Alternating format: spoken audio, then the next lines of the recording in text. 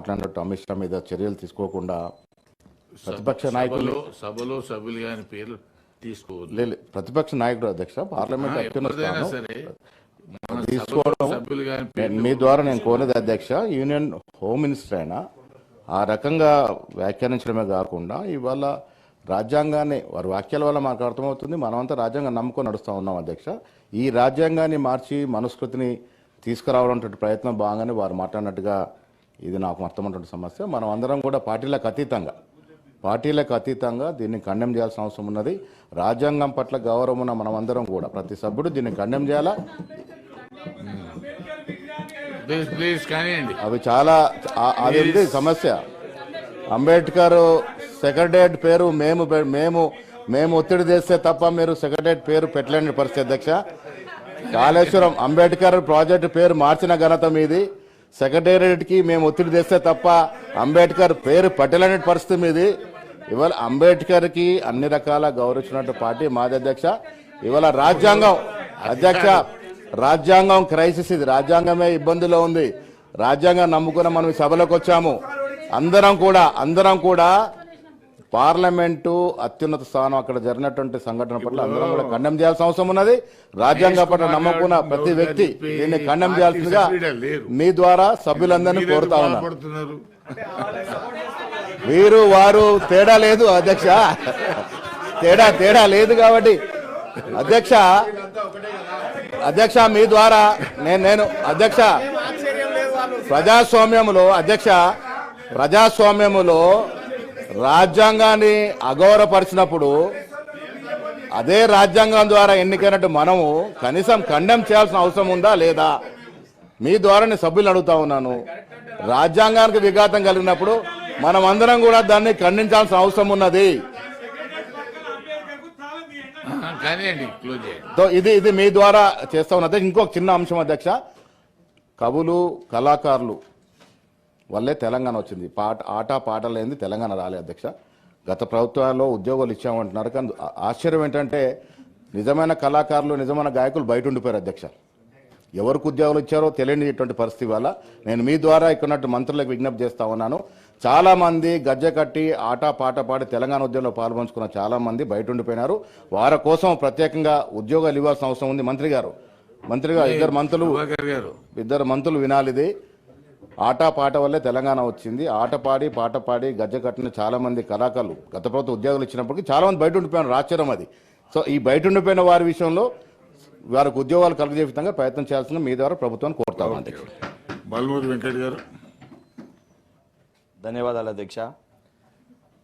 ఇదైతే అతి ముఖ్యమైన సమస్య. ఎందుకంటే నేను గ్రేటర్ హైదరాబాద్ దాని అయితే కౌన్సిల్ సంబంధించి హైదరాబాద్కి వెళ్ళి ఎమ్మెల్సీగా ఉన్నాను కాబట్టి ఏదైతే ఈరోజు మనం హైడ్రాని తీసుకొచ్చే సంబంధించి కొన్ని ఇళ్లను కానీ ఇవన్నిటిని కూల్చేసినప్పుడు ఏంటంటే పర్మిషన్ లేనప్పుడు కొన్ని ఇబ్బందులు వచ్చినాయి. కాకపోతే ఇంకా మరికొన్ని ఏవైతే సంబంధించి హైదరాబాద్ శివార్లో రంగారెడ్డి జిల్లా పరిధిలో ఉన్న కొన్ని వాటికి ఏదైతే గవర్నమెంట్ ల్యాండ్స్ ఉన్నప్పటికీ కూడా దానికి ఏదైతే సంబంధించి ఆ రోజు రంగారెడ్డి జిల్లా కలెక్టర్ గారు ఒకరు ఈరోజు ఎవరైతే ఆరోపణలు ఎదుర్కొంటారో అడ్డగోలుగా పర్మిషన్స్ ఇచ్చి ఏదైతే కన్స్ట్రక్షన్స్కి అనుమతులు ఇవ్వడం జరిగింది అధ్యక్ష.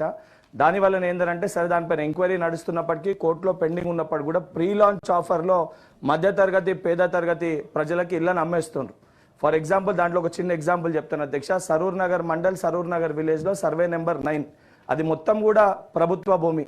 ఆ రోజు ప్రభుత్వం ఏదైతే జియో ఇచ్చినప్పుడు ఏదైతే 12 గతంలో జియో ఇచ్చినప్పుడు ఆ జియో కూడా ఏంటంటే సేల్ ఆఫ్ అగ్రిమెంట్ డీడ్, అది అగ్రిమెంట్ డీడ్ని కూడా దాన్ని మార్చి ఈరోజు అక్కడ ఉన్న మెట్రో స్టేషన్ని కూడా ఆనంద నిలయం అని చెప్పి ఆ యొక్క ప్రాజెక్టు పేరుని మెట్రో స్టేషన్కి పెట్టి ప్రజలకి రేపు పొద్దున మొత్తం కూడా ఏదైతే సంబంధించి అక్కడ ఉన్న ఫ్లాట్స్ అమ్మి రేపు పొద్దున మళ్ళీ ఏదైతే ప్రభుత్వ దృష్టికి అది ప్రభుత్వ భూమి వచ్చిందని చెప్పి దాన్ని పర్మిషన్ ఆపేసి కూల్చేసే పరిస్థితి వచ్చినప్పుడు దానికి సంబంధించి మళ్ళా మధ్యతరగతి ప్రజలు ఇబ్బంది పడతారు. ఎందుకంటే కన్స్ట్రక్షన్ చేసినప్పుడు బ్యాంకులకి లోన్ తెచ్చుకుంటాడు, ప్రీ లాంచ్ ఆఫర్లా ఆడ ఫ్లాట్లు కొన్న వాళ్ళంతా మధ్యతరగతి ప్రజలు ఉంటారు. సో ఇటువంటి ప్రాజెక్ట్స్ పైన గతంలో ఇచ్చిన పర్మిషన్స్ పైన ఏదైతే వాసవి కానీ 2-3 ఏవైతే ఇప్పుడు ఎగ్జాంపుల్ మెన్షన్ చేసినట్టు వీటిపైన ఏదైతే పర్మిషన్స్ అన్ని కూడా రివోక్కి పెట్టి దీనిపైన కఠినంగా చర్యలు తీసుకొని ప్రజలు ఇటువంటి వాటికి మోసపోకుండా వాస్తవాలు ప్రజలకి తెలియజేయాలని చెప్పని సంబంధించిన అధికారులకి మీ ద్వారా తెలియజేస్తున్నాను అధ్యక్ష. Thank you.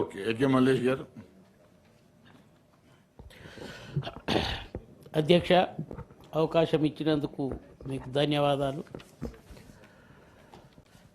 మా కురుమలు గొర్రెల పురాతన స్థితిగతులు కనబడతా ఉంటాయి మనకు. అక్కడ వారికి వెసులుబాటు కలిగే విధంగా దాంట్లో కొద్ది మార్పులు చేర్పులు చేయాలి అధ్యక్ష.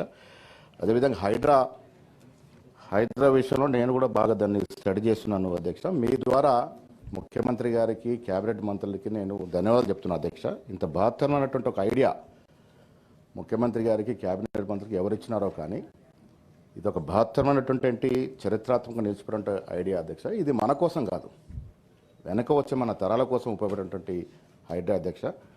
హైడ్రా వల్ల చాలామంది అపోలు పడ్డట్టుగా ఏ బీదవాడిని టార్గెట్ చేసేది లేదు అధ్యక్ష.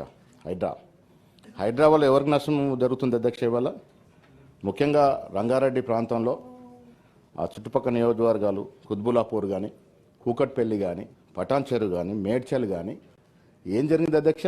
గత 10 ఏళ్ళుగా నేను పచ్చిగా రాజకీయాలు మాట్లాడిన కానీ మా హయాంలో అంటే మేము కాంగ్రెస్ పార్టీ అధికారంలో ఉన్నప్పుడు కానీ, తర్వాత టీడీపీ యాప్లో కానీ కబ్జాలు జరిగి ఉంటాయి వాస్తవంగా. గత 10 ఏళ్లలో అధ్యక్ష హైడ్రా ఎవరి కోసం అధ్యక్ష? ఇప్పుడు Hyderabad is the city of rocks and lakes, ప్రపంచంలో ఒక సుందరమైన నగరం. ఏమైపోయినాయి అధ్యక్ష? ఇవాళ రాక్స్ అన్ని మాయమైపోతాయి, గుట్టలు కరిగిపోతూ ఉన్నాయి, చెరువులు గర్భంలోకి నీరు పోవాల్సింది. నేను నార్సింగి ప్రాంతంలో ఉంటాను అధ్యక్ష, ఎత్తైన ప్రదేశం. గట్టి వాన పడితే ఇళ్లకు నీరు వస్తుంది అధ్యక్ష. ఎందుకు వస్తూ ఉంది నీరు? ఆనాడు నిజాం కాలంలో ఈ చెరువులు ఎందుకు తవ్వించారు అధ్యక్ష? హైదరాబాద్ సురక్షితంగా ఉండటానికి, ఎన్విరాన్మెంటల్గా హైదరాబాద్ పెట్టుబడులు ఆకట్టుకోవడానికి. హైడ్రా వల్ల ఈ చెరువులను కూడా పురాణ స్థితికి వస్తే హైదరాబాద్ సురక్షితంగా ఉంటుంది అధ్యక్ష. వాయనాడ్ గొప్ప నగరం, అందమైన నగరం వాయనాడ్. ఒక గట్టి వాన పడితే వాయనాడ్ నగరం కొట్టుకుపోయింది అధ్యక్ష, మొత్తం కొట్టుకుపోయింది. 3 మాసాలు వర్షం పడితే ఎంతైతే వర్షపాతం నామోదవుతుందో 8 గంటలు అంత నామోదు అవడం వల్ల వాయనాడు నగరం మొత్తం కొట్టుకుపోయింది. 1908లో హైదరాబాదులో ఒక భారీ వర్షం పడితే నయా పూలు మినహా అన్ని పూలు కొట్టుకుపోయినాయి. 18,000 మంది, ఆనాడు 72,000 జనాభా ఉంటే 18,000 మంది కొట్టుకుపోయిన చరిత్ర. ఇక్కడ హైదరాబాద్ ఉన్నటువంటి ఎమ్మెల్సీ ఉన్నారు, కొట్టుకుపోయిన చరిత్ర.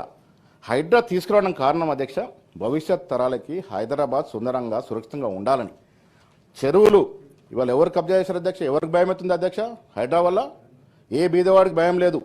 బీదవాళ్ళు కొనుక్కునే విధంగా అన్నాడు బఫర్ జోన్లలో, ట్రిబుల్ 1లో పర్మిషన్లు ఇప్పించి, అధికారుల మీద ఒత్తిడి తెప్పించి ఏమైంది అధ్యక్ష? ఇలా హైదరాబాద్ కలెక్టర్ అంటే పరిస్థితి, ఆ వ్యక్తి పరిస్థితి ఏమైంది? ఇవాళ రంగారెడ్డి కలెక్టర్గా ఉన్నటువంటి వ్యక్తి పరిస్థితి ఏముంది అధ్యక్ష? ఇవాళ విచ్చలవిడిగా నిబంధనలను తుంగలో తొక్కి చెరువులో కట్టడాలు వచ్చాయి. చెరువు గర్భంలో నీరు పోవాల్సిన పరిస్థితి ఉంటే చెరువులో కట్టడాలు వస్తే ఆ నీరు ఎట్టిపోతాయి. హైదరాబాద్ చుట్టూ వస్తూ ఉంది, ఇళ్ళకి నీరు వస్తూ ఉంది. ఇది గ్రహించట్లేదు. హైదరాబాద్ సురక్షితంగా ఉండాలంటే నేను మీ ద్వారా ప్రభుత్వానికి విజ్ఞప్తి చేస్తూ ఉన్నాను, హైడ్రాని పరిపూర్ణంగా బీదవాడికి నష్టం లేకుండా ఇంప్లిమెంట్ చేయండి. హైడ్రా వల్ల బీదవాడికి లాభం తప్ప, భవిష్యత్ తరాలకి లాభం తప్ప నష్టం, భరోసా తప్ప నష్టం లేదు. నష్టమల్లా ఎవరిది అంటే మాలాంటి కొంతమంది రాజకీయ నాయకులు ఆనాడు కాంట్రాక్టులు బెదిరించో, బడాబడా బిల్డర్స్ బెదిరించో చెరువులలో కట్టడాలు కట్టుకోవడానికి దోహదం చేసినప్పుడు వాళ్ళకు భయం అధ్యక్ష. హైడ్రా ఇవాళ నమ్మకం లేక అధికారం తీసుకొచ్చారని మిత్రులు అడుగుతా ఉన్నారు అధ్యక్ష. హైడ్రా అనే దానికి ఒక స్వయం ప్రతిపత్తి ఇచ్చి చట్టబద్ధి ఇచ్చినారు. మినిస్టర్ గారు నాకు తెలిసి చట్టబద్ధి ఇచ్చినారు హైడ్రాకి. చట్టబద్ధి ఇచ్చినారు కాబట్టి ఒక సంపాదన అధికారం ఉండాలి, నిధులు నిర్వహించేటువంటి అధికారం ఉండాలనే ఉద్దేశంతో ఒక ఐపీఎస్ ఆఫీసును పెట్టడం జరిగింది అధ్యక్ష. నేను మళ్ళీ మీ ద్వారా సభకి మిత్రులు తెలియజేసుకున్నాను, కొంత ఎక్సైజ్ జరిగి ఉండాల్సింది హైడ్రాలో, కొంత అవగాహన ఇవ్వాల్సి ఉండే. ఆ అవగాహన ఇవ్వకపోవడం వల్ల అపోలోకి గురవడం, ప్రతిపక్షంలో ఉన్నటువంటి సభ్యులంతా కూడా దాన్ని బమ్మిని తిమ్మించేసి హైడ్రా ఒక భూతంలా చూపించడం వల్ల ప్రజల్లో ఇవాళ భయాందోళన వచ్చిన తప్ప హైడ్రా వల్ల ఏ బీదవాడిని టార్గెట్ చేసేది లేదు. మొత్తం హైడ్రా ఎపిసోడ్లో ఒకే ఒక బీదవాడి ఇల్లు పోయింది, అది తప్ప ఎక్కడ కూడా బీదవాడికి నష్టం జరగలే, నష్టం జరగదు కూడా. మొన్న కూడా స్పష్టత ఇచ్చింది ప్రభుత్వం, జూలై ముందు కట్టుకున్నటువంటి ఇల్లు ముట్టపోమని. మళ్ళీ నేను మీ ద్వారా ప్రభుత్వం విజ్ఞప్తి, హైడ్రా కానీ మూసీ కానీ హైదరాబాద్ సుందరంగా ఉండటానికి, భవిష్యత్ తరాలకి హైదరాబాద్ సురక్షితంగా ఉండటానికి, క్లైమాటికల్గా ఎన్విరాన్మెంటల్గా హైదరాబాద్ సురక్షితంగా ఉంటేనే పెట్టుబడులు వస్తాయి, లేకుంటే పెట్టుబడులు రావు. పెట్టుబడులు రావాలంటే హైదరాబాద్ ప్రపంచంలో ఉన్నటువంటి సిటీస్తో కంపారిజన్లో రావాలి అంటే హైడ్రాని మూసీని పరిపూర్ణంగా ఇంప్లిమెంట్ చేయాల్సిన అవసరం ఉన్నది. మూసీలో కూడా ఎవరు నిరాశ్రాయులతో వాడికి 18,000 ఇల్లు ఇస్తామన్న మాట ప్రభుత్వం చెప్పడం జరిగింది. సాబర్మతిలో సేమ్ ప్రాజెక్ట్ అధ్యక్ష, ఒక్కవాడికి ఇల్లు పోయినోడికి ఒక్కడికి ఇల్లు ఇవ్వలే అక్కడ ఉన్న ప్రభుత్వం. కానీ ఇక్కడ బీదవాడు ఎవరు ఇల్లు పోతో వారికి 18,000 డబుల్ బెడ్రూమ్ ఇల్లు ఇవ్వడానికి ప్రభుత్వం సిద్ధంగా ఉంది. హైడ్రా మూసి రెండు కూడా ప్రజలకు అవగాహన కలిగించి పద్ధతి ప్రకారం ముందుకు పోవాల్సిందే. పోతేనే హైదరాబాద్కి భవిష్యత్తు, మన భవిష్యత్తు మనది అయిపోయింది అధ్యక్ష, అంతా 50-60 దగ్గరకు వచ్చాం. భవిష్యత్ తరాలకి హైదరాబాద్ సురక్షితంగా ఉండాలంటే హైడ్రాని మూసిని పరిపూర్ణంగా ఇంప్లిమెంట్ చేయాల్సిందన్నమాట మీ ద్వారా సభకు తెలియజేస్తాం.